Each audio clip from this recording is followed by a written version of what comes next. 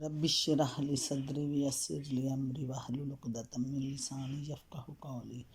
اعوذ باللہ من الشیطان الرجیم بسم اللہ الرحمن الرحیم۔ السلام علیکم۔ سورۃ الجن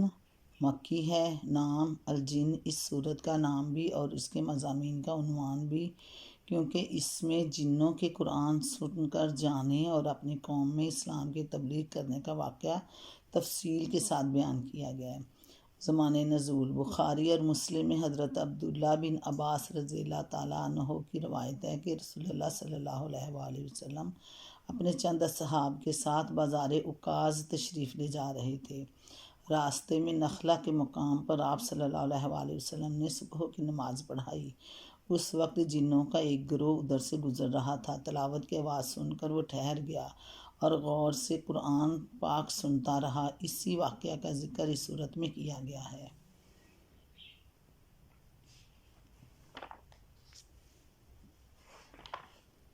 موضوع اور مباحث۔ اس صورت میں پہلی آیت سے لے کر آیت 15 تک یہ بتایا گیا کہ جنوں کے ایک گروہ نے قرآن پاک سن کر اس کا کیا اثر لیا اور پھر واپس جا کر اپنی قوم کے دوسرے جنوں سے کیا کیا باتیں کہیں۔ اس سلسلے میں اللہ تعالیٰ نے ان کی ساری گفتگو نقل نہیں کی ہے، بلکہ صرف وہ خاص باتیں نقل فرمائی ہیں جو قابل ذکر تھیں۔ اس لیے طرز بیان ایک مسلسل گفتگو کا سا نہیں ہے، بلکہ ان کے مختلف فکروں کو اس طرح نقل کیا گیا کہ انہوں نے یہ کہا اور یہ کہا۔ جنوں کی زبان سے نکلے ہوئے ان فکروں کو اگر آدمی غور کرے، بغور پڑھے تو بآسانی یہ بات سمجھ میں آ جاتی ہے کہ ان کے ایمان لانے کے اس واقعہ اور اپنی قوم کے ساتھ ان کی اس گفتگو کا ذکر قرآن پاک میں کس غرض کے لیے کیا گیا ہے۔ ہم نے اپنے حواشی میں ان کے اقوال کی جو تشریحات کی ہیں وہ اس کا مقصد سمجھنے میں مزید مددگار ہوں گی۔ اس کے بعد آیت نمبر 16 سے 18 تک لوگوں کو فہمائش کی گئی ہے کہ وہ شرک سے باز آ جائیں اور راہ راست پر ثابت قدمی کے ساتھ چلیں تو ان پر نعمتوں کی بارش ہوگی، ورنہ اللہ کی بھیجی ہوئی نصیحت سے منہ موڑنے کا انجام یہ ہوگا کہ وہ سخت عذاب سے دوچار ہوں گے۔ پھر آیت 19 سے 23 تک کفار مکہ کو اس بات پر ملامت کی گئی کہ جب اللہ کا رسول دعوت اللہ کی آواز بلند کرتا ہے تو وہ اس پر ٹوٹ پڑنے کے لیے تیار ہو جاتے ہیں، حالانکہ رسول کا کام صرف اللہ کے پیغام کو پہنچانا ہی ہوتا ہے۔ وہ اس بات کا مدعی نہیں کہ لوگوں کو نفع یا نقصان پہنچا دینا اس کے اختیار میں ہے۔ پھر آیت نمبر 24 تا 25 میں کفار کو متنبہ کیا گیا کہ آج وہ رسول کو بے یار و مددگار دیکھ کر اسے دبا لینے کی کوشش کر رہے ہیں، لیکن ایک وقت آئے گا جب انہیں معلوم ہو جائے گا کہ اصل میں بے یار و مددگار کون ہے، اور وہ وقت دور ہے یا قریب۔ رسول کو اس کا علم نہیں ہے، مگر بہرحال اسے آنا ضرور ہے۔ آخر میں لوگوں کو بتایا کہ عالم الغیب صرف اللہ تعالیٰ ہے، غیب کا علم صرف اللہ تعالیٰ کو ہی ہے۔ رسول کو صرف وہ علم حاصل ہوتا ہے جو اللہ تعالیٰ اسے دینا چاہتے ہیں، یا یہ علم ان امور سے متعلق ہوتا ہے جو فرائض رسالت کے انجام دہی کے لیے ضروری ہوتے ہیں، اور یہ علم ایسے محفوظ طریقہ سے دیا جاتا ہے جس میں کسی بیرونی مداخلت کا امکان نہیں ہوتا۔ بسم اللہ الرحمن الرحیم۔ قل اوحی الی انہ استمع نفر من الجن فقالوا انا سمعنا قرآنا عجبا۔ اے نبی صلی اللہ علیہ وآلہ وسلم، کہو میری طرف وحی بھیجی گئی ہے کہ جنوں کے ایک گروہ نے غور سے سنا، پھر جا کر اپنی قوم کے لوگوں سے کہا، فقالوا انا سمعنا قرآنا عجبا، ہم نے ایک بڑا ہی عجیب قرآن سنا ہے، یہدی الی الرشد فآمنا بہ وَلَن نُشْرِكَ بِرَبِّنَا أَحَدًا، جو راہ راست کی طرف رہنمائی کرتا ہے، جو ہدایت دیتا ہے راہ راست کی، اس لیے ہم اس پر ایمان لے آئے ہیں، اور اب ہم ہرگز اپنے رب کے ساتھ کسی کو شریک نہیں کریں گے۔ اس سے معلوم ہوتا ہے کہ جن اس وقت رسول پاک صلی اللہ علیہ وآلہ وسلم کو نظر نہیں آ رہے تھے اور آپ کو یہ معلوم نہ تھا کہ وہ قرآن سن رہے ہیں، بلکہ بعد میں وحی کے ذریعہ سے اللہ تعالیٰ نے آپ کو اس واقعے کی خبر دی۔ حضرت عبداللہ بن عباس رضی اللہ تعالیٰ عنہ بھی اس قصے کے بیان کرتے ہوئے صراحت فرماتے ہیں کہ رسول پاک صلی اللہ علیہ وآلہ وسلم نے جنوں کے سامنے قرآن نہیں پڑھا تھا، نہ آپ نے ان کو دیکھا تھا۔ مسلم، ترمذی، مسند احمد ابن جریر۔ اصل الفاظ ہیں قرآناً عجباً، قرآن کے معنی ہیں پڑھی جانے والی چیز، اور یہ لفظ غالباً جنوں نے اس معنی میں استعمال کیا ہوگا کیونکہ وہ پہلی مرتبہ اس کلام سے متعارف ہوئے تھے، اور شاید اس وقت ان کو یہ معلوم نہ ہوگا جو چیز وہ سن رہے ہیں اس کا نام قرآن ہی ہے۔ عجبہ مبالغہ کا صیغہ ہے اور یہ لفظ عربی زبان میں بہت زیادہ حیرت انگیز چیز کے لیے بولا جاتا ہے۔ بس جنوں کے قول کا مطلب یہ ہے کہ ہم ایک ایسا کلام سن کر آئے ہیں جو اپنی زبان اور اپنے مضامین کے اعتبار سے بے نظیر ہے۔ اس سے یہ بھی معلوم ہوا کہ جن نہ صرف یہ کہ انسانوں کی باتیں سنتے ہیں بلکہ ان کی زبان بخوبی سمجھتے بھی ہیں۔ اگرچہ یہ ضروری نہیں کہ تمام جن تمام انسانی زبانیں جانتے ہوں، ممکن ہے کہ ان میں سے ایک گروہ زمین کے جس علاقے میں رہتے ہوں اس علاقے کے لوگوں کی زبان سے وہ واقف ہوں، لیکن قرآن کے اس بیان سے بہرحال یہ ظاہر ہوتا ہے کہ جنہوں نے اس وقت قرآن سنا تھا وہ عربی زبان اتنی اچھی جانتے تھے کہ انہوں نے اس کلام کی بے مثل بلاغت کو بھی محسوس کیا اور اس کے بلند پایہ مضامین کو بھی خوب سمجھ لیا۔ اس سے کئی باتیں معلوم ہوئیں کہ ایک یہ کہ جن اللہ تعالیٰ کے وجود اور اس کے رب ہونے کے منکر نہیں ہیں، دوسرے یہ کہ ان میں بھی مشرکین پائے جاتے ہیں، اور جو مشرک انسانوں کی طرح اللہ کے ساتھ دوسروں کو خدائی میں شریک ٹھہراتے ہیں۔ چنانچہ جنوں کی یہ قوم جس کے افراد قرآن سن کر گئے تھے مشرک ہی تھی۔ تیسرے یہ کہ نبوت اور کتب آسمانی کے نزول کا سلسلہ جنوں کے ہاں جاری نہیں ہوا ہے، بلکہ ان میں سے جو جن بھی ایمان لاتے ہیں وہ انسانوں میں آنے والے انبیاء اور ان کی لائی ہوئی کتابوں پر ہی ایمان لاتے ہیں۔ یہی بات سورہ احقاف آیت نمبر 29 تا 31 سے بھی معلوم ہوتی ہے، جن میں بتایا گیا کہ وہ جنہوں نے اس وقت قرآن سنا تھا حضرت موسیٰ علیہ السلام کے پیرووں میں سے تھے، اور انہوں نے قرآن سننے کے بعد اپنی قوم کو دعوت دی تھی کہ اب جو کلام خدا کی طرف سے پچھلی کتب آسمانی کی تصدیق کرتا ہوا آیا ہے اس پر ایمان لاؤ۔ سورہ رحمان میں بھی اسی بات پر دلالت کرتی ہے، کیونکہ اس کا پورا مضمون ہی یہ ظاہر کرتا ہے کہ رسول پاک صلی اللہ علیہ وآلہ وسلم کی دعوت کے مخاطب انسان اور جن دونوں ہیں۔ بسم اللہ الرحمن الرحیم۔ السلام علیکم۔ تفسیر سورہ جن کی آیت نمبر 3۔ اس سے یہ دو باتیں معلوم ہیں، ایک یہ کہ یہ جن یا تو عیسائی جنوں میں سے تھے یا ان کا کوئی اور مذہب تھا جس میں اللہ تعالیٰ کو بیوی بچوں والا سمجھا جاتا تھا۔ دوسرے یہ کہ اس وقت رسول پاک صلی اللہ علیہ وآلہ وسلم نماز میں قرآن پاک کا کوئی ایسا حصہ پڑھ رہے تھے جسے سن کر ان کو اپنے عقیدے کی غلطی معلوم ہو گئی، اور انہوں نے یہ جان لیا کہ اللہ تعالیٰ کی بلند و برتر ذات کی طرف بیوی بچوں کو منسوب کرنا سخت جہالت اور گستاخی ہے۔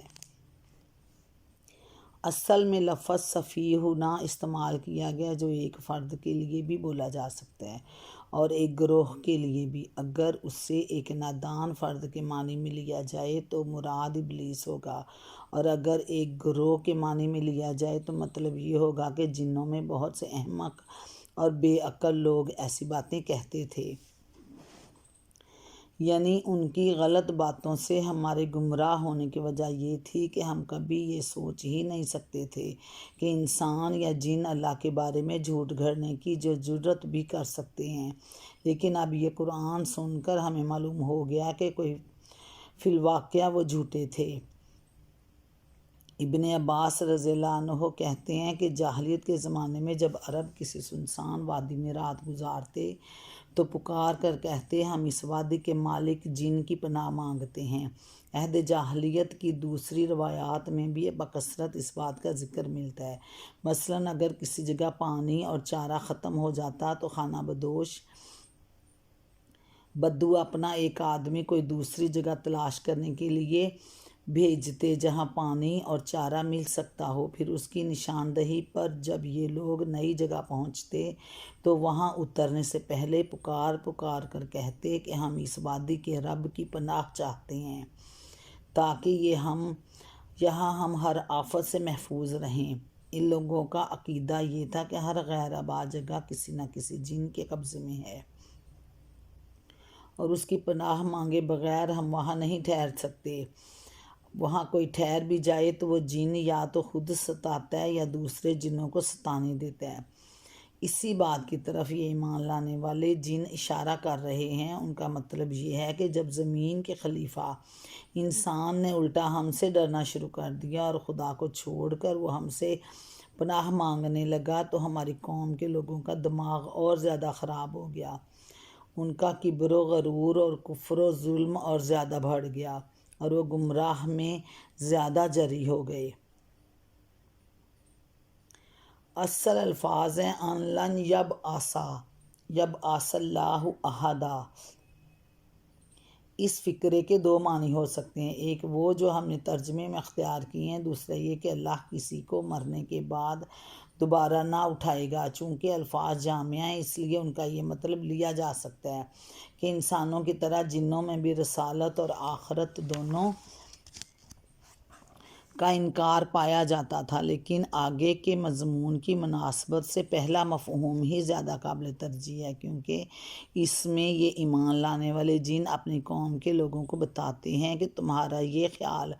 غلط نکلا کہ اللہ کسی رسول کو مبعوث کرنے والا نہیں ہے۔ آسمانوں کے دروازے ہم پر اسی وجہ سے بند کیے گئے ہیں کہ اللہ نے ایک رسول بھیج دیا ہے۔ یہ ہے وہ وجہ جس کی بنا پر یہ جن اس تلاش میں نکلے تھے کہ آخر زمین پر ایسا کیا معاملہ پیش آیا ہے یا آنے والا ہے جس کی خبروں کو محفوظ رکھنے کے لیے اس قدر سخت انتظامات کیے گئے ہیں کہ ہم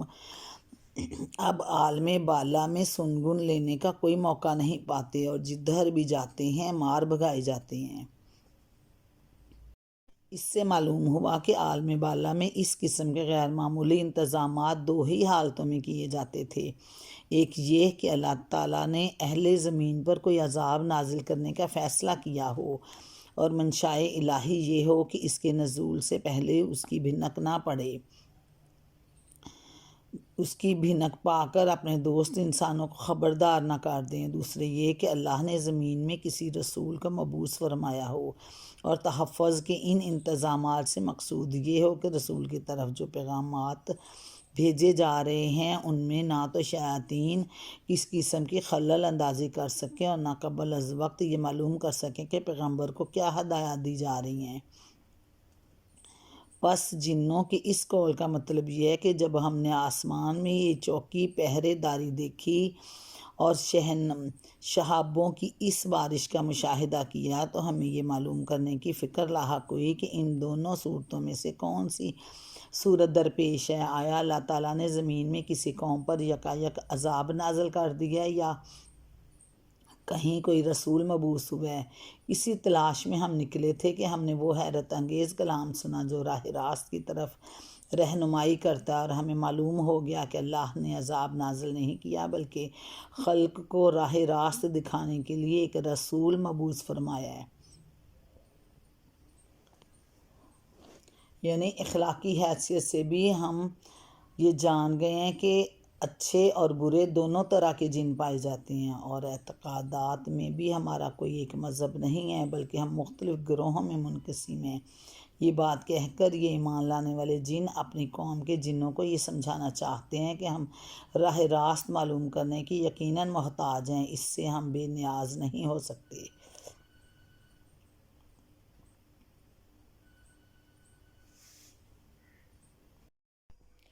اور یہ کہ ہم میں سے کچھ مسلم یعنی اللہ کے اطاعت گزار ہیں اور کچھ حق سے منحرف، یعنی اخلاقی حیثیت سے بھی ہم ہیں، اچھے اور برے دونوں طرح کے جن ہم لوگوں میں پائے جاتے ہیں، اور اعتقادات میں بھی ہمارا کوئی ایک مذہب نہیں ہے بلکہ ہم مختلف گروہوں میں منقسم ہیں۔ یہ بات کہہ کر یہ ایمان لانے والے جن اپنی قوم کے جنوں کو یہ سمجھانا چاہتے ہیں کہ ہم راہ راست معلوم کرنے کے یقیناً محتاج ہیں، اس سے ہم بے نیاز نہیں ہو سکتے۔ مطلب یہ کہ ہمارے اسی خیال نے ہمیں نجات کی راہ دکھائی۔ ہم چونکہ اللہ سے بے خوف نہ تھے اور ہمیں یقین تھا کہ اگر ہم نے اس کی نافرمانی کی تو اس کی گرفت سے کسی طرح بچ نہ سکیں گے، اس لیے جب وہ کلام ہم نے سنا جو اللہ تعالیٰ کی طرف سے راہ راست بتانے آیا تھا تو ہم یہ جرأت نہ کر سکے کہ حق معلوم ہو جانے کے بعد بھی انہی عقائد پر جمے رہتے جو ہمارے نادان لوگوں نے ہم میں پھیلا رکھے تھے۔ حق تلفی سے مراد یہ ہے کہ اپنی نیکی پر وہ جتنے اجر کا مستحق ہو اس سے کم دیا جائے، اور ظلم یہ ہے کہ اس سے نیکی کا کوئی اجر نہ دیا جائے، اور جو قصور اس سے سرزد ہوں ان کی زیادہ سزا دے ڈالی جائے، یا بلا قصور ہی کسی کو عذاب دے دیا جائے۔ کسی ایمان لانے والے کے لیے اللہ تعالیٰ کے ہاں اس قسم کی کسی بے انصافی کا خوف نہیں ہے۔ سوال یہ کیا جا سکتا ہے کہ قرآن کی روح سے جن تو خود آتشی مخلوق ہیں، پھر جہنم کی آگ سے ان کو کیا تکلیف ہو سکتی ہے؟ اس کا جواب یہ ہے کہ قرآن کی روح سے تو آدمی بھی مٹی سے بنا ہے، پھر اگر اسے مٹی کا ڈھیلا کھینچ مارا جائے تو اس کو چوٹ کیوں لگتی ہے؟ حقیقت یہ ہے کہ انسان کا پورا جسم اگرچہ زمین کے مادوں سے بنا ہے، مگر جب ان سے گوشت پوست کا زندہ انسان وجود میں آتا ہے تو وہ ان مادوں سے بالکل مختلف چیز بن جاتی ہے، اور انہی مادوں سے بنی ہوئی دوسری چیزیں اس کے لیے اذیت کا ذریعہ بن جاتی ہیں۔ ٹھیک اسی طرح جن بھی اگرچہ اپنی ساخت کے اعتبار سے آتشی مخلوق ہیں، لیکن آگ سے جب ایک زندہ اور صاحب احساس مخلوق وجود میں آ جاتی ہے تو وہی آگ اس کے لیے تکلیف کا موجب بن جاتی ہے۔ جنوں کی بات اوپر اب ختم ہو گئی ہے، اب یہاں سے اللہ تعالیٰ کے اپنے ارشادات شروع ہوتے ہیں۔ اور اے نبی کہو مجھ پر یہ وحی بھی کی گئی ہے کہ لوگ اگر راہ راست پر ثابت قدمی سے چلتے تو ہم انہیں خوب سیراب کرتے تاکہ اس نعمت سے ان کی آزمائش کریں۔ یہ وہی بات ہے جو سورۃ نوح میں فرمائی ہے کہ اللہ سے معافی مانگو، استغفار کرو تو وہ تم پر آسمان سے خوب بارشیں برسائے گا۔ اللہ اپنی نعمتوں کی نوازش کریں گے، آل اولاد، مال، دولت، بارش، پانی، ہر چیز عطا کریں گے۔ پانی کی کثرت کو نعمتوں کی کثرت کے لیے بطور کنایہ استعمال کیا گیا ہے، کیونکہ یہ پانی ہی پر آبادی کا انحصار ہے۔ پانی ہی تمام نعمتوں کی جسے جڑ کہتے ہیں وہی ہے۔ پانی نہ ہو تو سرے سے کوئی بستی بس ہی نہ سکے، آباد ہی نہ ہو سکے، نہ انسان کی بنیادی ضروریات پوری ہو سکے۔ پانی انسان کی بنیادی ضروریات فراہم کرتا ہے اور فراہم ہو بھی سکتی ہیں، اور ورنہ انسان کی صنعتیں چل سکتی ہیں اور نہ ہی اس کے دوسرے دیگر کام ہو سکتے ہیں۔ یہ دیکھیں کہ وہ نعمت پا کر بھی شکر گزار رہتے ہیں یا نہیں، اور ہماری دی ہوئی نعمت کا صحیح استعمال کرتے ہیں یا غلط۔ اور جو اپنے رب کے ذکر سے منہ موڑے گا اس کا رب اسے سخت عذاب میں مبتلا کر دے گا۔ ذکر سے منہ موڑنے کا مطلب یہ بھی ہے کہ آدمی اللہ کی بھیجی ہوئی نصیحت کو قبول نہ کرے، اور یہ بھی کہ وہ اللہ کا ذکر سننا ہی گوارا نہ کرے، اور یہ بھی کہ وہ اللہ کی عبادت سے روگردانی کرے، اور یہ کہ مسجدیں اللہ کے لیے ہیں لہٰذا ان میں اللہ کے ساتھ کسی اور کو نہ پکارو، اور یہ کہ جب اللہ کا بندہ اس کو پکارنے کے لیے کھڑا ہو تو لوگ اس پر ٹوٹ پڑنے کے لیے تیار ہو گئے۔ اے نبی کہو کہ میں تو اپنے رب کو پکارتا ہوں اور اس کے ساتھ کسی کو شریک نہیں کرتا۔ کہو میں تم لوگوں کے لیے نہ کسی نقصان کا اختیار رکھتا ہوں نہ کسی بھلائی کا۔ کہو مجھے اللہ کی گرفت سے کوئی نہیں بچا سکتا، اور نہ میں اس کے دامن کے سوا کوئی جائے پناہ پا سکتا ہوں۔ میرا کام اس کی سوا کچھ نہیں کہ اللہ کی بات اور اس کے پیغامات پہنچا دوں۔ اب جو بھی اللہ اور اس کے رسول کی بات نہ مانے گا اس کے لیے جہنم کی آگ ہے، اور ایسے لوگ اس میں ہمیشہ رہیں گے۔ مفسرین نے بالعموم مساجد کو عبادت گاہوں کے معنی میں لیا، اور اس معنی کے لحاظ سے یہ آیت کا مطلب ہے کہ عبادت گاہوں میں اللہ کے ساتھ کسی اور کی عبادت نہ کی جائے، اللہ کے ساتھ کسی کو شریک نہ ٹھہرایا جائے۔ حضرت حسن بصری رحمۃ اللہ کہتے ہیں کہ زمین پوری کی پوری عبادت گاہ ہے، اور یہ آیت کا منشا یہ ہے کہ خدا کی زمین پر کہیں بھی شرک نہ کیا جائے۔ ان کا استدلال نبی اکرم صلی اللہ علیہ وآلہ وسلم کی اس ارشاد سے ہے، میرے لیے پوری زمین عبادت کی جگہ اور طہارت حاصل کرنے کا ذریعہ بنائی گئی ہے۔ حضرت سعید بن جبیر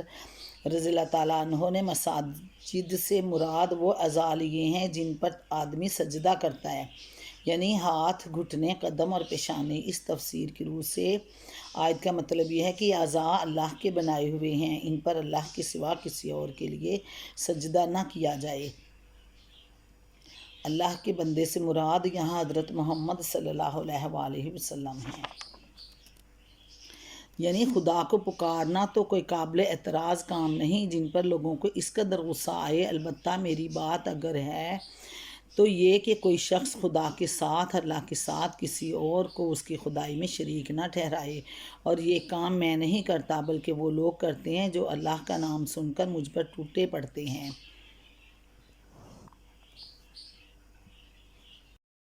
یعنی میرا یہ دعویٰ ہرگز نہیں کہ خدا کی خدائی میں میرا کوئی دخل ہے، یا لوگوں کی قسمتیں بنانے اور بگاڑنے کا کوئی اختیار مجھے حاصل ہے۔ میں تو صرف ایک رسول ہوں، اور جو خدمت میرے سپرد کی گئی ہے وہ اس سے زیادہ کچھ نہیں ہے کہ اللہ تعالیٰ کے پیغامات تمہیں پہنچا دوں۔ باقی رہے خدائی کے اختیارات تو وہ سارے کے سارے اللہ ہی کے ہاتھ میں ہیں۔ کسی دوسرے کو نفع یا نقصان پہنچانا تو درکنار، مجھے تو خود اپنے نفع نقصان کا اختیار بھی حاصل نہیں۔ اللہ کی نافرمانی کروں تو اس کی پکڑ سے بچ کر کہیں پناہ نہیں لے سکتا، اور اللہ کے دامن کے سوا کوئی ملجا و ماوا میرے لیے نہیں ہے۔ اللہ کے اس کا مطلب یہ نہیں کہ ہر گناہ اور معصیت کی سزا ابدی جہنم ہے، بلکہ جس سلسلہ کلام میں یہ بات فرمائی گئی ہے اس کے لحاظ سے آیت کا مطلب یہ ہے کہ اللہ اور اس کے رسول کی طرف سے توحید کی جو دعوت دی گئی ہے اس کو جو شخص نہ مانے اور شرک سے نہ باز آئے، اور اس کے لیے ابدی جہنم کی سزا ہے۔ اس آیت کا پس منظر یہ ہے کہ اس زمانے میں قریش کے جو لوگ رسول پاک صلی اللہ علیہ وآلہ وسلم کی دعوت اللہ کو سنتے ہی آپ پر ٹوٹ پڑتے تھے، اور اس ذہن میں مبتلا تھے کہ اس کا جتھا بڑا زبردست ہے، اور رسول پاک صلی اللہ علیہ وآلہ وسلم کے حضرت محمد صلی اللہ علیہ وآلہ وسلم کے ساتھ چند مٹھی بھر آدمی ہیں، اس لیے وہ بآسانی آپ کو دبا لیں گے۔ اس پر فرمایا جا رہا ہے کہ آج یہ لوگ رسول اللہ صلی اللہ علیہ وآلہ وسلم کو بے یار و مددگار اور اپنے آپ کو کثیر التعداد دیکھ کر حق کی آواز کو دبانے کے لیے بڑے دلیر ہو رہے ہیں، مگر جب وہ برا وقت آ جائے گا جس سے ان کو ڈرایا جا رہا ہے تو ان کو پتہ چل جائے گا کہ یہ بے یار و مددگار حقیقت میں کون ہیں۔ انداز بیان سے معلوم ہوتا ہے کہ یہ ایک سوال کا جواب ہے، اور جو سوال نقل کیے بغیر دیا گیا غالباً اوپر کی بات سن کر مخالفین نے طنز اور مذاق کے طور پر سوال کیا ہوگا کہ وہ وقت جس کا ڈر اور آپ دے رہے ہیں، یعنی قیامت کے دن سے ڈرا رہے ہیں، آخر کب آئے گا؟ اس کے جواب میں رسول پاک صلی اللہ علیہ وآلہ وسلم کو حکم دیا گیا کہ ان لوگوں سے کہو اس وقت کا آنا تو یقینی ہے، مگر اس کے آنے کی تاریخ مجھے نہیں بتائی گئی۔ یہ بات اللہ تعالیٰ ہی کو معلوم ہے کہ آیا وہ جلدی آنے والا ہے یا اس کے لیے ایک طویل مدت مقرر کی گئی ہے۔ یعنی غیب کا پورا علم اللہ تعالیٰ کے لیے مخصوص ہے، اور یہ کہ مکمل علم غیب وہ کسی کو بھی نہیں دیتا۔ یعنی رسول پاک صلی اللہ علیہ وآلہ وسلم بجائے خود عالم الغیب نہیں ہوتے، بلکہ اللہ تعالیٰ جب اس کو رسالت کا فریضہ انجام دینے کے لیے منتخب کرتے ہیں کسی رسول کو، تو غیب کے حقائق میں سے جن چیزوں کا چاہتے ہیں علم دیتے ہیں اور اسے عطا فرما دیتے ہیں۔ محافظوں سے مراد فرشتے ہیں، مطلب یہ کہ جب اللہ تعالیٰ وحی کے ذریعہ سے غیب کے حقائق کا علم رسول کے پاس بھیجتے ہیں تو اس کی نگرانی نگہبانی کے لیے ہر طرف فرشتے مقرر کر دیے جاتے ہیں تاکہ وہ علم نہایت محفوظ طریقے سے رسول تک پہنچ جائے اور اس میں کسی قسم کی آمیزش نہ ہو۔ یہ وہی بات ہے جو اوپر آیت نمبر 8 اور 9 میں بیان ہوئی ہے۔ رسول پاک صلی اللہ علیہ وآلہ وسلم کی بعثت کے بعد جنہوں نے اپنے لیے عالم بالا تک رسائی کے تمام دروازے بند پائے، اور انہوں نے دیکھا کہ سخت چوکی پہرے لگے ہوئے ہیں جن کے باعث کہیں ذرا سے بھی سنگن لینے کا موقع نہیں ملتا۔ اس کے 3 معنی ہو سکتے ہیں، تاکہ یہ جان لے کہ انہوں نے اپنے رب کے پیغامات پہنچا دیے اور وہ ان کے پورے ماحول کا احاطہ کیے ہوئے ہیں اور ایک ایک چیز کو اس نے گن رکھا ہے۔ ایک یہ کہ رسول پاک صلی اللہ علیہ وسلم یہ جان لیں کہ فرشتوں نے ان کو اللہ تعالیٰ کے پیغامات ٹھیک ٹھیک پہنچا دیے۔ دوسرے یہ کہ اللہ تعالیٰ یہ جان لے کہ فرشتوں نے اپنے رب کے پیغامات اس کے رسول تک صحیح سے پہنچا دیے۔ تیسرے یہ کہ اللہ تعالیٰ یہ جان لے کہ رسولوں نے اس کے بندوں تک اپنے رب کے پیغامات ٹھیک ٹھیک پہنچا دیے۔ یعنی اللہ کے پیغامات پہلے فرشتہ رسول تک ٹھیک ٹھیک پہنچا چکا ہے، پھر رسول اپنے اللہ تعالیٰ کے تمام دیے گئے پیغامات کو اس کے بندوں تک ٹھیک ٹھیک پہنچا دیے ہیں۔ آیت کے الفاظ ان تینوں معنی پر حاوی ہیں اور بعید نہیں کہ تینوں ہی مراد ہوں۔ اس کے علاوہ یہ آیت 2 مزید باتوں پر بھی دلالت کرتی ہے۔ پہلی بات یہ کہ رسول کو علم غیب عطا کیا جاتا ہے جو فریضہ رسالت کی انجام دہی کے لیے اس کو دینا ضروری ہوتا ہے۔ دوسری بات یہ کہ جو فرشتے نگہبانی کے لیے مقرر کیے جاتے ہیں وہ صرف اسی بات کی نگہبانی نہیں کرتے کہ رسول پاک صلی اللہ علیہ وسلم یا رسول تک وہی محفوظ طریقے سے پہنچ جائے، بلکہ اس بات کی بھی نگہبانی کرتے ہیں کہ رسول اپنے رب کے پیغامات اس کے بندوں تک بے کم و کاست پہنچا دیتا ہے، کسی کمی بیشی کے بغیر بحفاظت اس کے بندوں تک اس کا پیغام اللہ کا پہنچ چکا ہے۔ یعنی رسول پر بھی اور فرشتوں پر بھی اللہ تعالیٰ کی قدرت اسی طرح محیط ہے کہ اگر بال برابر بھی وہ اس کی مرضی کے خلاف جنبش کریں تو فوراً گرفت میں آ جائیں، اور جو پیغامات اللہ تعالیٰ کا بھیجتا ہے ان کا حرف بحرف گنا جاتا ہے، شمار کیا جاتا ہے۔ رسولوں اور فرشتوں کی یہ مجال نہیں کہ ان میں ایک حرف کی بھی کمی بیشی کر سکیں، اس نے ایک ایک چیز کو گن رکھا ہے۔ ربنا آتنا فی الدنیا حسنۃ وفی الآخرۃ حسنۃ وقنا عذاب النار۔ اللہ تعالیٰ امت محمد کے دنیا و آخرت میں سرخرو کریں۔ اللہ حافظ۔ السلام علیکم ورحمۃ اللہ وبرکاتہ۔